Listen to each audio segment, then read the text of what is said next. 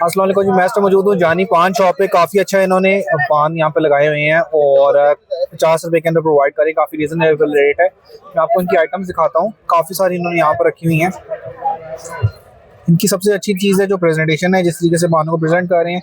और साथ में सर, इसमें यहाँ पर आपके पास क्या क्या चीज़ें इसमें डालती हैं? सकता है, चूना है, सही है। उसके बाद छुहारे हैं, सही है। उसके बाद हम गिरी डालते हैं, सौंफ डालते हैं। अच्छा। ये खुशबू है, ये तीनों। ठीक है।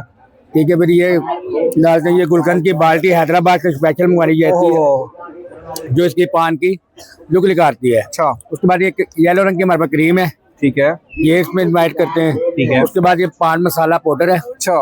ये इसमें डालते हैं, जो खुशबू और बेहतर हो जाए। उसके बाद ये बेहतरीन हमारा शहद जो हमने खुद तैयार करा होता है। अच्छा, बेहतरीन है, ये बेहतरीन है। काफ़ी अच्छा इन्होंने लगाया हुआ स्टॉल तो इस एरिया में। आप लोगों से सारों से रिक्वेस्ट होगी कि लाजमी इनके स्टॉल के ऊपर आएँ। जानी पान शॉप के नाम से है।